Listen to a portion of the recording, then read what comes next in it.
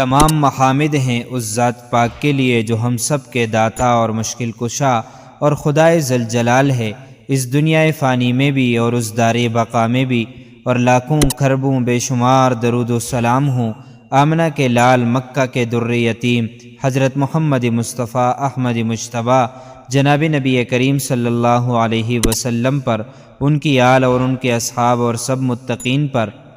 پیارے بھائیوں، میری ماؤں اور بہنوں، آج کی ویڈیو میں ہم آپ کو عید الفطر کے فضائل اور احکام اور طریقہ بتائیں گے۔ ویڈیو بہت ہی لازمی ہے، اس لیے ویڈیو کو آخر تک ضرور دیکھیں اور اپنے پیاروں کے ساتھ بھی شیئر کیجیے۔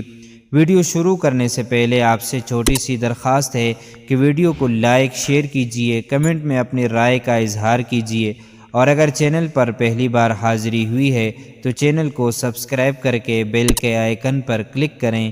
محترم ناظرین، ہر قوم اپنا ایک تہوار رکھتی ہے، ان تہواروں میں اپنی خوشی کے ساتھ ساتھ اپنے جداگانہ تشخص کا اظہار بھی ہوتا ہے۔ عیسائیوں کا کرسمس ڈے، ہندوؤں کی ہولی اور دیوالی، اور پارسیوں کے ہاں نوروز اور مہرجان کی عیدیں ان کے تہوار کی نمائندہ ہیں، لیکن مسلمانوں کی عید دیگر مذاہب و اقوام کے تہواروں سے بالکل مختلف حیثیت رکھتی ہیں۔ وہاں عید کا دن نفسیات کی پابندی، عیش و عشرت کے اظہار اور فسق و فجور کے افعال میں گزرتا ہے، لیکن اہل اسلام کی عید صرف خوشی ہی نہیں بلکہ اللہ رب العزت کی عبادت، ذکر اور شکر میں گزرتی ہے۔ یعنی یوم عید خوشی اور شادمانی کے ساتھ ساتھ عبادت کا دن بھی ہے۔ اہل اسلام کی عید اپنے اندر اطاعت خداوندی، اظہار شادمانی، اجتماعیت، تعاون و تراحم کے احساسات، مال و دولت کی حرص سے اجتناب جیسے جذبات رکھتی ہے۔ اس دن جو امور مشروع کیے گئے ہیں ان سے یہی ظاہر ہوتا ہے، انسان غمی و مصیبت میں تو خدا کو یاد کرتا ہے، لیکن مسلمان اپنی خوشی کے لمحات میں بھی یاد الہی سے غافل نہیں رہتے۔ نماز کا طریقہ آپ کو بتائیں گے کہ نماز عید 2 رکعت 6 زائد تکبیروں کے ساتھ ادا کی جاتی ہے۔ پہلی رکعت میں ثنا کے بعد قرات سے پہلے 3 تکبیریں اور دوسری رکعت میں قرات کے بعد 3 تکبیریں زائد کہی جاتی ہیں۔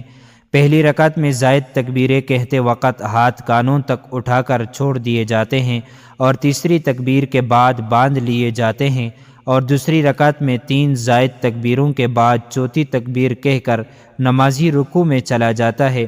اس طرح پہلی رکعت میں تکبیر تحریمہ اور 3 زائد تکبیریں مل کر 4 تکبیریں ہوئی، اور دوسری رکعت میں 3 زائد تکبیریں اور رکوع کی تکبیر مل کر 4 ہوئیں۔ یوں گویا کہ ہر رکعت میں 4 تکبیریں ہوئیں۔ اس کا ثبوت ابو عبد الرحمن قاسم فرماتے ہیں کہ مجھے رسول اللہ صلی اللہ علیہ وسلم کے کسی صحابی نے بتایا کہ نبی اکرم صلی اللہ علیہ وسلم نے ہمیں عید کی نماز پڑھائی تو 4 تکبیریں کہیں۔ جب نماز سے فارغ ہوئے تو ہماری طرف متوجہ ہو کر فرمایا، بھول نہ جانا عید کی تکبیریں جنازے کی تکبیروں کی طرح 4 ہیں۔ آپ صلی اللہ علیہ وسلم نے ہاتھ کی انگلیوں کا اشارہ فرمایا اور انگوٹھا بند کر لیا۔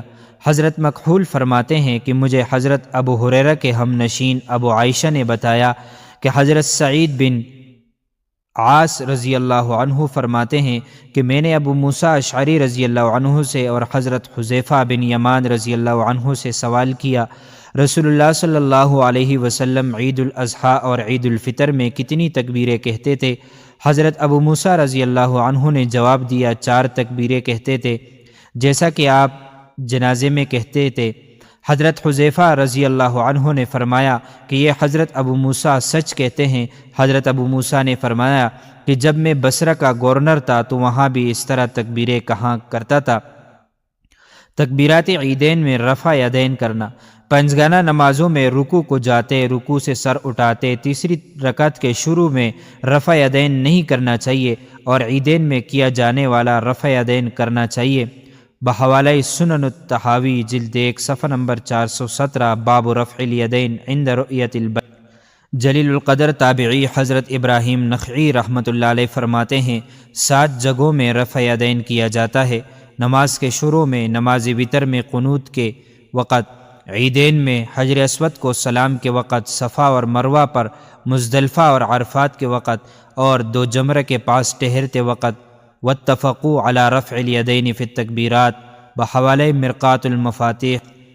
اسی طرح واجمعوا علی انہ یرفع الایدی فی تکبیرات القنوت و تکبیرات العیدین بحوالہ بدائع الصنائع للکاسانی، یعنی فقہاء اکرام کا اس بات پر اجماع ہے کہ وطروں میں قنوت کی تکبیر اور عیدین کی تکبیرات کے وقت رفع یدین کیا جائے۔ خطبہ عید، نماز عید کے لیے 2 خطبے ہیں بحوالہ مسند البزار۔ حضرت عامر بن سعد اپنے والد حضرت سعد بن ابی وقاص سے روایت کرتے ہیں کہ نبی اکرم صلی اللہ علیہ وسلم نے نماز عید بغیر اذان و اقامت کے پڑھی ہے۔ آپ صلی اللہ علیہ وسلم عید کے 2 خطبے کڑے ہو کر دیتے تھے اور ان کے درمیان تھوڑی دیر بیٹھتے تھے۔ خطبہ عید کا نماز کے بعد ہونا، عمر رضی اللہ عنہ فرماتے ہیں کہ رسول اللہ صلی اللہ علیہ وسلم عید الاضحیٰ اور عید الفطر کے دن نماز پڑھتے، پھر نماز کے بعد خطبہ دیتے تھے بحوالہ صحیح البخاری۔ عورتیں عیدگاہ میں نہ جائیں۔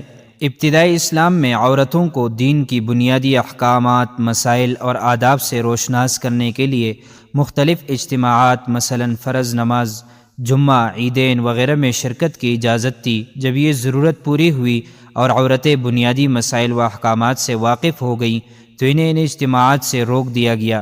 حضرت عائشہ رضی اللہ عنہا فرماتی ہیں کہ آج اگر رسول اللہ صلی اللہ علیہ وسلم ان باتوں کو دیکھ لیتے جو عورتوں نے اختیار کر رکھی ہیں تو انہیں کو مسجد جانے سے ضرور روک دیتے، جس طرح بنی اسرائیل کی عورتیں روک دی گئی تھیں بحوالہ صحیح البخاری جلد 1۔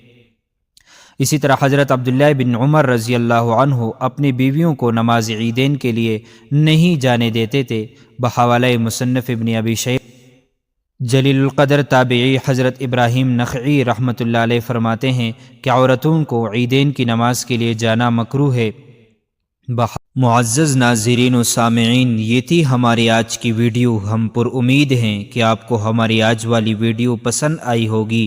اس طرح کی مزید معلومات کے لیے امانت خدا اور نبی یوٹیوب چینل کو سبسکرائب کیجیے۔ اگر زندگی کے لمحات مزید باقی رہے تو آپ کے لیے ایک اور بہترین ویڈیو بطور تحفہ اللہ تعالیٰ کی رضا کے خاطر پیش کروں گا۔ تب تک کے لیے مجھے دیجیے اجازت۔ اللہ تعالیٰ سے دعا ہے کہ اللہ تعالیٰ ہمیں رمضان کے صدقے معاف فرمائے، آمین۔